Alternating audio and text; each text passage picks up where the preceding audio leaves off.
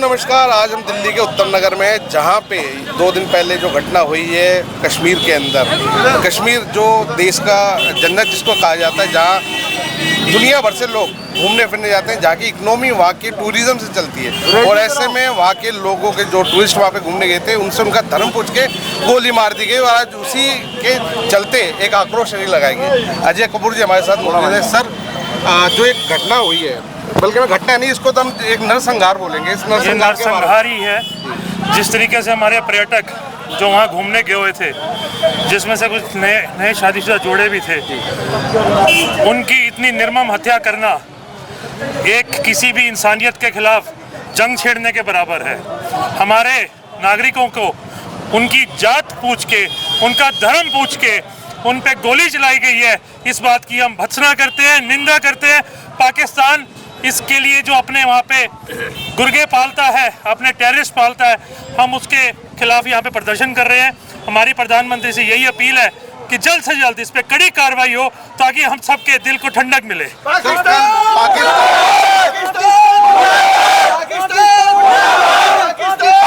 के एम्बेसी में कल केक ले जाया गया। इतनी दुखद घटना हुई है हमारे हिंदुस्तान के, पाकिस्तान की एम्बेसी में केक काटा।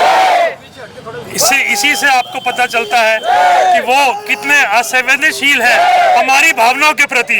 हमें भी उनके खिलाफ कोई किसी अच्छाई की इच्छा नहीं रखनी चाहिए। हम इस चीज़ की पूरी तरह से भर्त्सना करते हैं। आज ये आक्रोश रैली आर्य स्मार्ट ट्रेडर एसोसिएशन प्रधान सुरेश गर्ग जी और संजय ठाकुर जी द्वारा रखी गई है। हम इन सब का धन्यवाद करते हैं।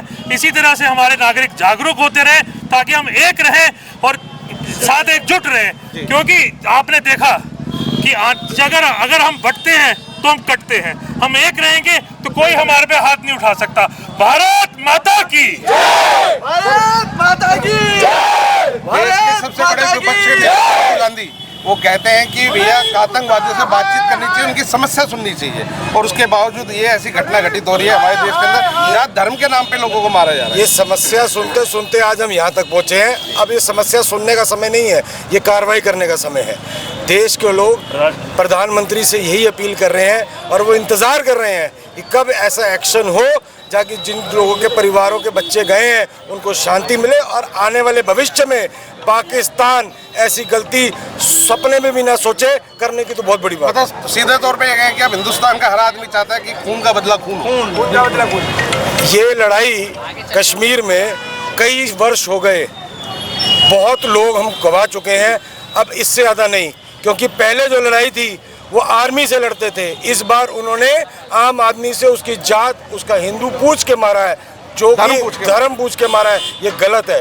इसके लिए इस बार पाकिस्तान को वो सबक सिखाना है, ताकि वो सपने में भी ऐसी कार्रवाई के लिए सपने में भी ना सोचे। भारत माता की आज हमारे देश में धर्म पूछ के लोगों से गोली मारी जा रही है। मतलब क्या आज हिंदुस्तान के अंदर हिंदू सेफ नहीं है? बिल्कुल, मैं कहूँगा हिंदू सेफ है। हिंदू सिर्फ यही सोच रहा है कि वो थोड़ा सहिष्णुल है, वो इस टाइप की सोचता है कि नहीं ऐसा नहीं करना। लेकिन ये लोग अपने एक आतंकताई जो पाकिस्तान के गुर्गे जो भारत के अंदर बार बार भेजकर और ये नरसंहार किया जाता है। जैसे पहले कश्मीर को खाली कराया गया, वो जमाना अलग था। आज 56 इंची के सीने वाले मोदी सरकार की सरकार है। आज ये सहन नहीं होगा। पहले सरकारें करती रहती थी, कोई संधि नहीं होगी। पहले भी ये कारगिल अटैक किया, तब भी उनका भुगतान करना पड़ा। उसके बाद उरी का हुआ, पहलगाम का भी आप देखना, आने वाले समय के अंदर मुंह तोड़ जवाब दिया जाएगा। ये जो आज कांप रहा है पाकिस्तान भी, अभी तो सिर्फ एक टेलर दिखाया मोदी जी ने। अभी तो उनके 5 चीज़ें रोकी गई हैं। अभी तो पानी, सिंधु का पानी रोका गया है। अभी उनके साथ क्या क्या होने वाला है, अभी इंतजार कीजिए। ये मोदी सरकार है, ये चुप बैठने वाली नहीं है।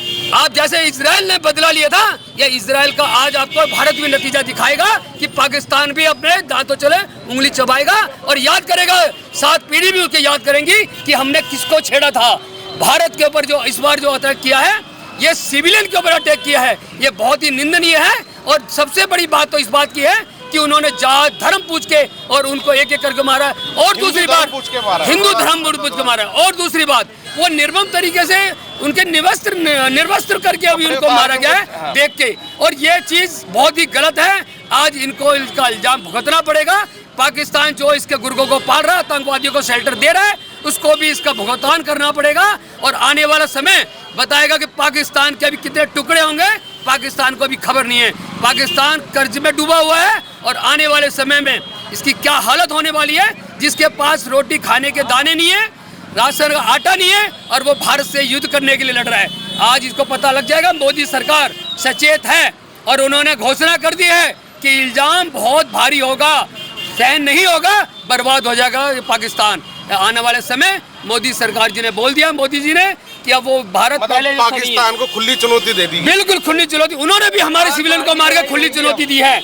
उन्होंने भी, पाकिस्तान ने भी खुली चुनौती दी है हमारे सिविलियन को मारकर, और मोदी जी ने कह दिया है इसका बदला बहुत तरीके से लिया जाएगा। पाकिस्तान खुली चुनौती नहीं दे सकता, ये कायराना चुनौती है, क्योंकि खुली चुनौती तो सामने आके देते ना। ये खुली चुनौती जब वो अपने आतंकवादी को पीछे से धोखे से चाहे कैसे भी दे रहा है, एक तरह से तो नतीजा तो यही दे रहा है ना जी, हमारे सिविलियन को मार के क्या दिखाना चाहता है, हमारे सिविलियन को दिखा के ये मारना चाहता है कि ये चुनौती है कि देखो जी हमने आतंकवादी हमने भेज के और आपके लोगों को मरवा दिया। अब ये मोदी सरकार इसको बर्दाश्त नहीं करेगी, आने वाला समय याद करेगा कि पाकिस्तान की हालत क्या होगी। जी भाई साहब, पाकिस्तान मुर्दाबाद। देश के प्रधानमंत्री देश की सरकार से देश की जनता मांग कर रही है, क्या देश की जनता ये मांग कर रही है कि पाकिस्तान एक निर्लज बिगड़ आइडियोलॉजी के एक कंट्री बनी है, उसके पास कोई आइडियोलॉजी नहीं है, कोई इसके पास सभ्यता नहीं है, और हमारे छोटे छोटे बच्चों को पार्कों में खेल रहे थे, वो हमारी अपनी ज़मीन पर, किसी और की ज़मीन पर नहीं थे वो, और उन बच्चों को मारा है, उन्हें शेरनी के बच्चों को मारा है। और यकीन मानना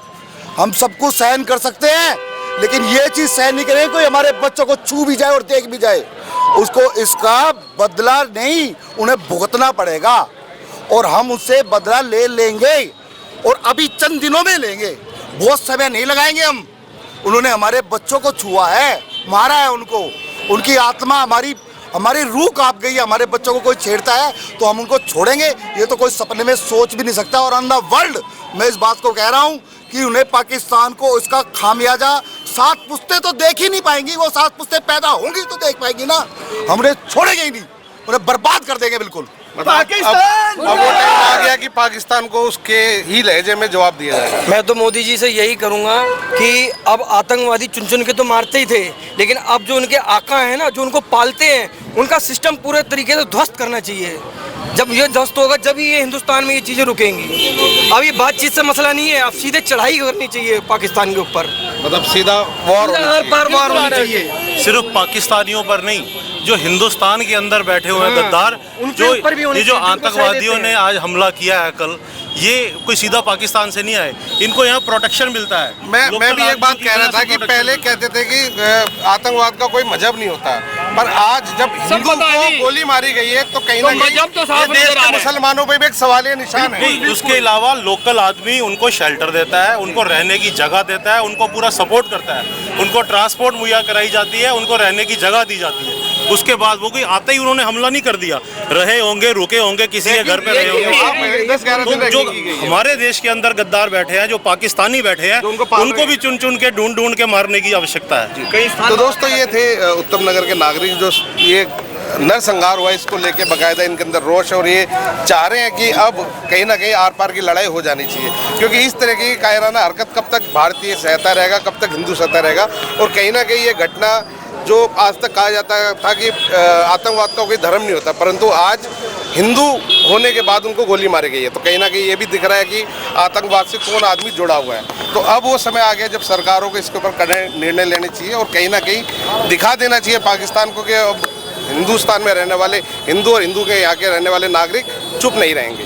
तो दोस्तों इसी तमाम खबरें लेके हम आपके सामने आते रहेंगे। मैं हूँ धर्मवीर जारवाल, कैमरे पे मेरे साथ हैं ओम प्रकाश। धन्यवाद।